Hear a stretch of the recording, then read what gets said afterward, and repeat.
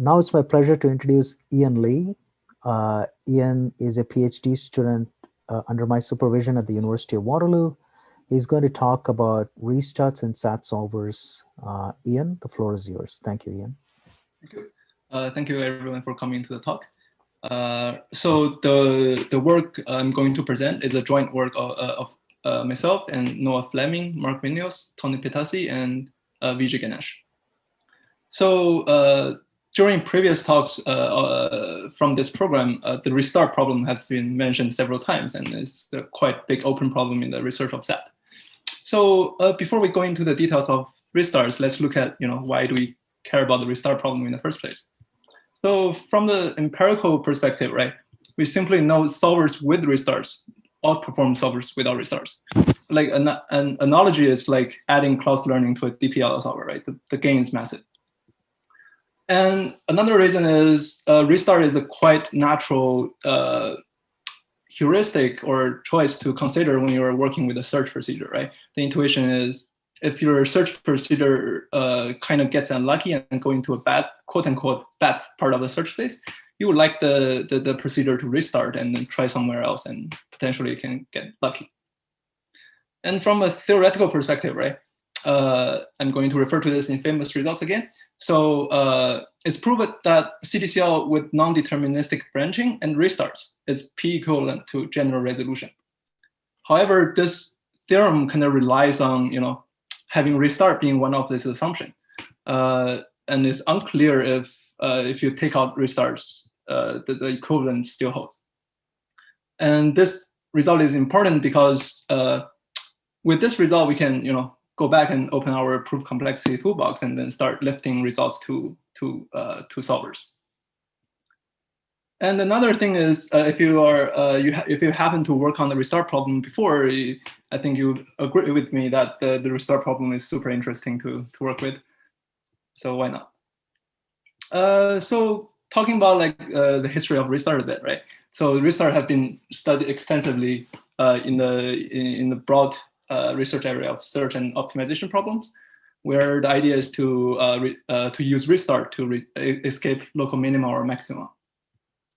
And restarts was first used or adopted in a DPLL setting, right? Where upon invocation, the solver basically erased the assignment trail and start a search from anew. And later, restarts in CDCL solvers are a bit different, right? Upon invocation of restarts, the solver erases the trail, but it also keeps some other information it has learned or gained during the search. For instance, one of things restart doesn't erase is the learned clause database. And it also preserves activities in visits branching, and it also preserves face-saving values. But coming back to the questions, right? Like, are restarts really useful for SAT solvers? And how do we justify it empirically, and how do we prove it theoretically? In this talk, I'll focus more on the theoretical side. So there has been two perspectives of this restart problem, right? Like empirical perspective and theoretical perspective. So on the empirical side, people have proposed possible explanations of the power of restarts. So probably the most famous one is this heavy tail explanation, which applies to some randomized version of DPLL solvers. And the idea is, it was observed that different runs of randomized DPL solvers, the solving time of different runs of DPL solver times has a huge variance. So in other words,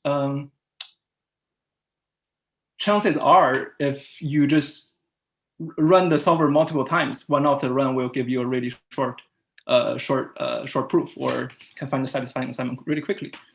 So if we let the solver restart, the solver can exploit this huge variance in the solving time and potentially get lucky.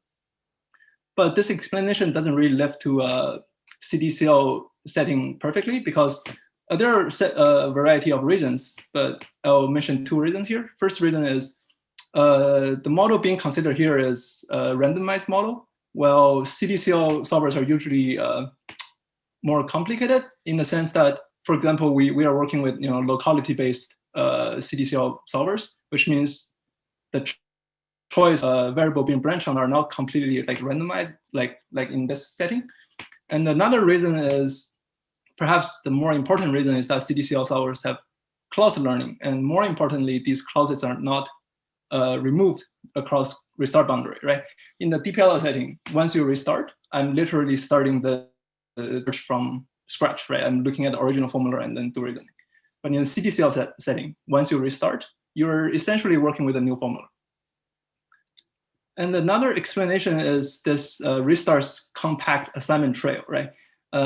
This is quite intuitive because at some point your assignment trail is too long, and then it contains literals that may not really contribute to the conflict you are working on, like the solver is working on at the moment. So chances are it's good to restart, and then only the solver will naturally branch on the variables that are more recent and more local.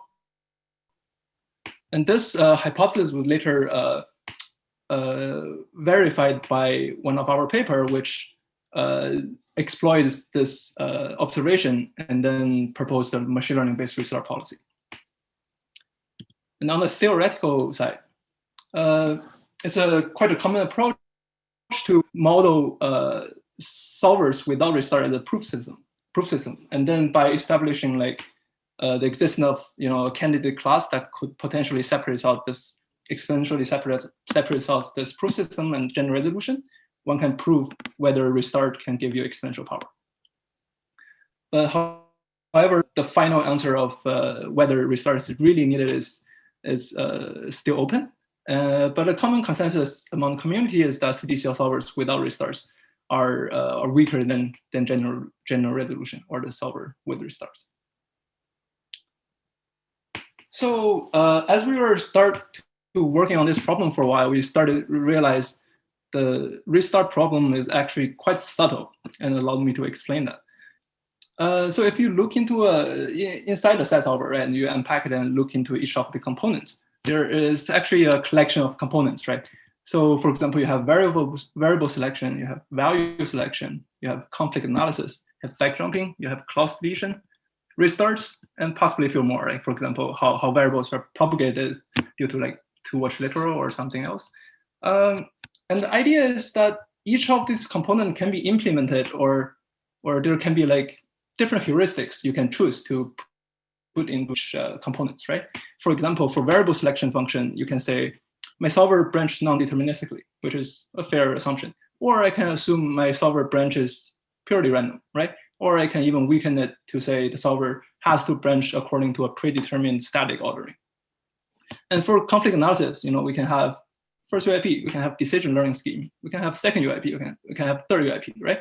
So I guess the idea is to say, by choosing a specific implementation of a component in the solver, and by putting all the components together, we end up with what we call a configuration of a set solver, right? And as you can see, there can be many configurations of CDCL set solvers. And this raises a very natural question in the context of restarts, right?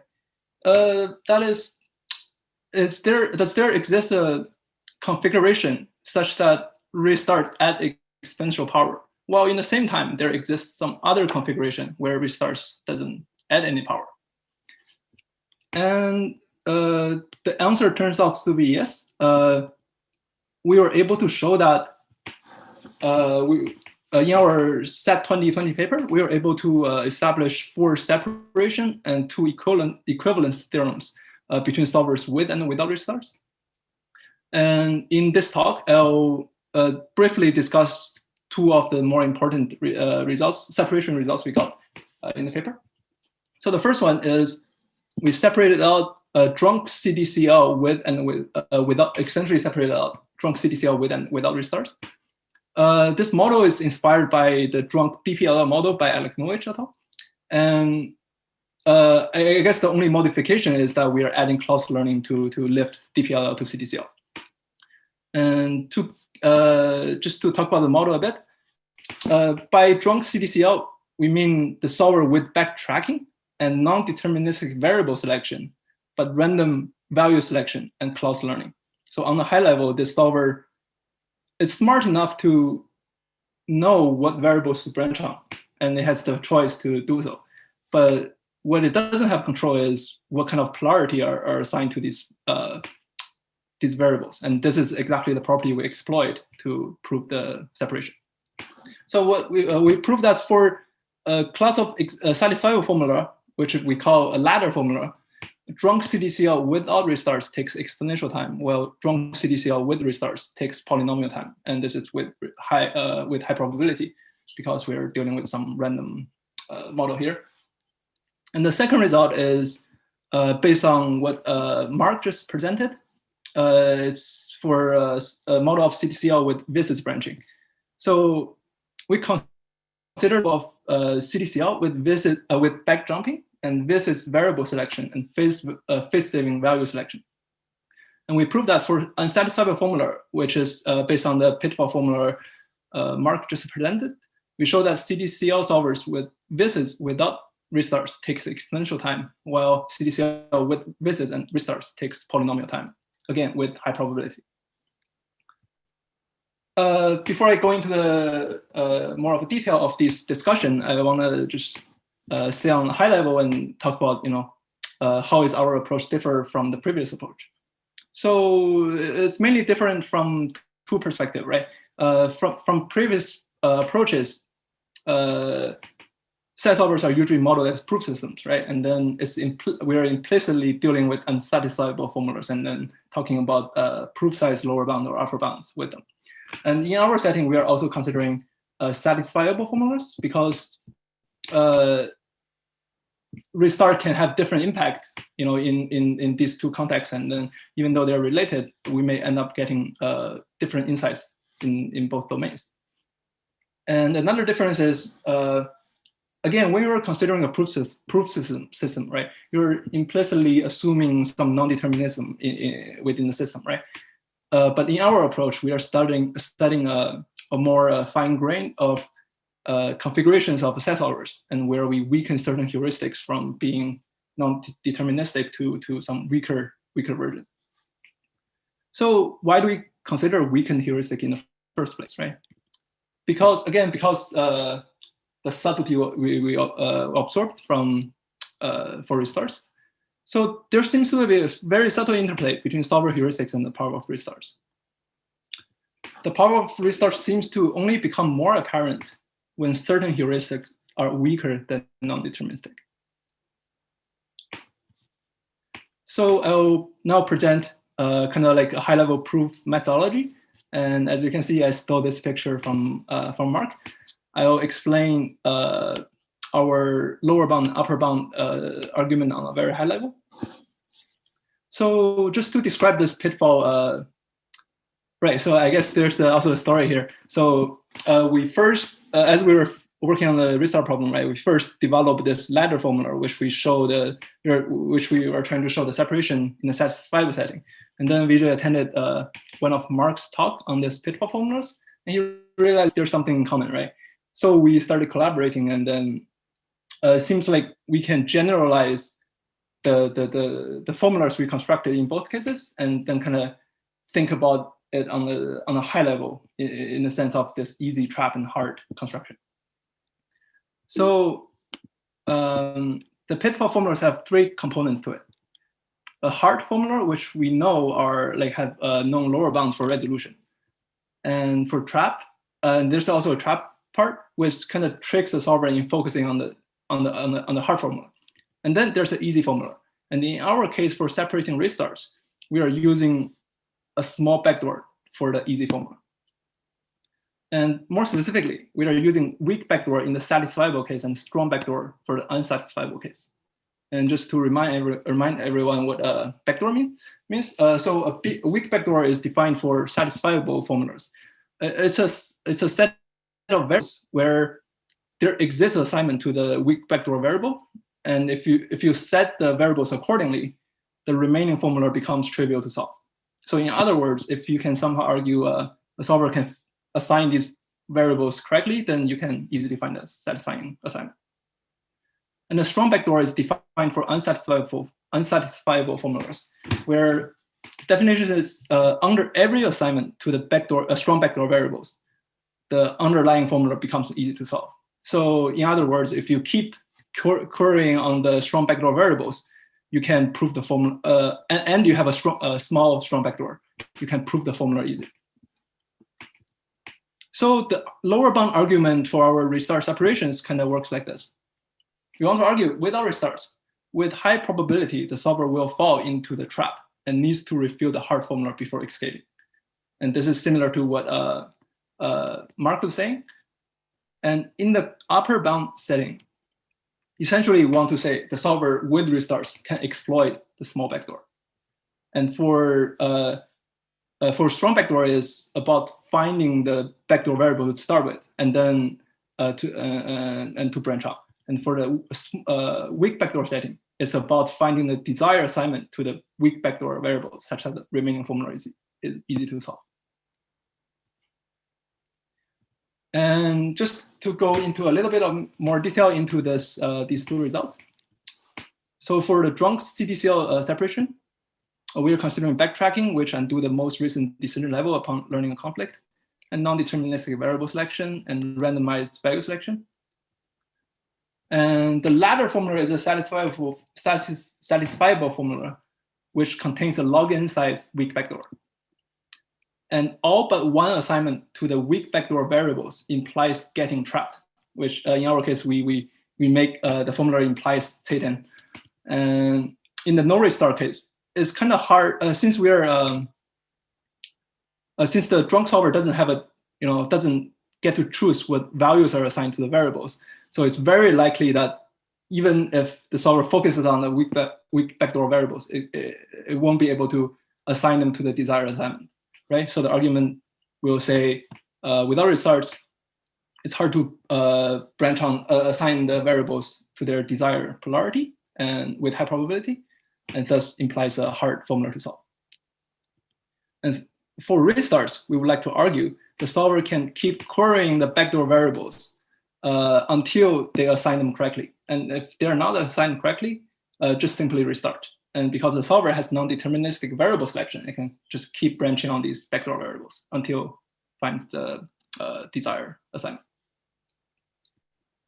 And for the visit results, we are considering a model with backjumping, which is the solver erases all literals on the assignment trail that's from a higher decision level than the second highest decision level in the learn clause. And we have our visits variable selection, except we have a random type breaking mechanism, and we will also consider a version of restarts that resets activities. And we have a phase-saving value selection, which basically assigns a variable according to what polarity it was assigned last time. And if a variable was never assigned, we simply assign it false to begin with. So the pitfall formula is an unsatisfiable formula, which contains a constant size strong backdoor. And with no restarts, we want to argue with high probability, the first conflict will bump activities of variables in the hard formula. And this is exactly what Mark was showing earlier. But with restarts, we can use restart to reset activities, because we have the condition that whenever you restart, you reset the activities of all variables. And additionally, with this random type breaking, we can use these two properties to kind of keep restarting and trying to find the strong backdoor variables to branch out. And we also have two other equivalence results and two other separation results on other configurations of CDCL set solvers. One of them being, we're considering a really weak version of static CDCL solvers and some non-deterministic DPLL setting. And we also have a version of drunk DPLL, and also have a separation result on this weak decision learning scheme. This was a private conversation with Robert Robert. And just to state some key insights and takeaways from this work, right? So there are mainly three folds. The first point is the power of restart is quite subtle, and then the power of restart may only become more apparent when certain heuristics are weaker than non-deterministic. And we also consider both satisfiable and unsatisfiable formulas. And the last one is this this pitfall framework where we can embed an easy part of a formula and then embed a hard formula, and then use a trap mechanism to connect the two to construct formulas that are suitable for separation results.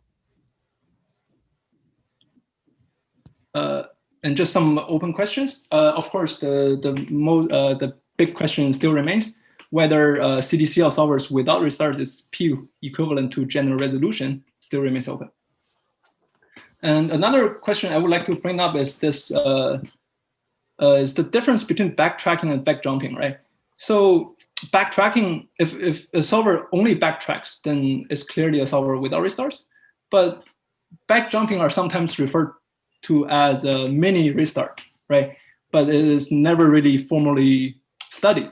So the idea is, even if you can have a super long assignment trail to start with, and then you're somehow like having a hard formula embedded at the end of this assignment trail, it's still possible to learn a conflict that involves, some very few literals from the top of the assignment trail.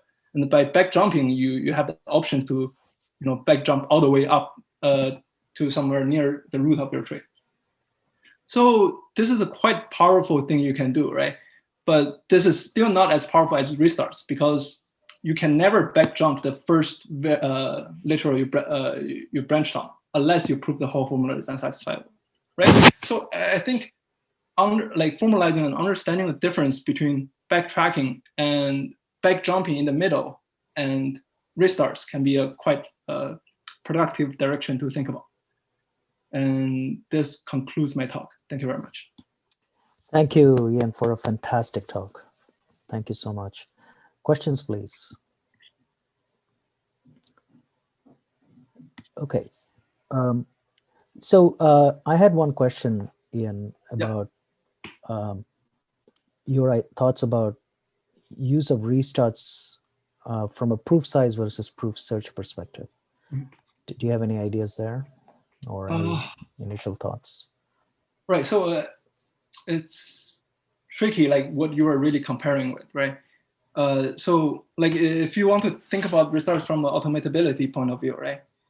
Are you comparing, like, are you assuming a formula has a short restart proof, or are you, like, what are the assumptions there? It's similar to what Mark showed. Like Mark showed essentially an automatability separation, right, in his result for VSIBs. So I think what makes sense is maybe we can consider different versions of restart policies. Like maybe one you restart like at a fixed interval, and some other fancy thing. Like maybe by then you can talk about automatability, right? Like how, Okay. Any additional questions? Question. Yep. Sam, go ahead, please. Yeah, I was wondering if you could say a few words about the equivalence result you stated for, I think it was for static CDCL. Right. So what are the definitions? So the model we're considering is quite, it's very, very constrained from some perspective, right? So by static, what we mean is, so first of all, the solver has backjumping, and it's using static variable selection and static value selection, right? This is kind of like, before you even run the solver, you kind of predetermine the ordering of the variables, right? And each time you want to branch on a variable, you just branch according to this ordering, right? It's a very fixed order. So the idea is, if you have a solver without restart, with a solver, using a solver with restart, even if you restart, you still have to kind of follow this fixed ordering, right?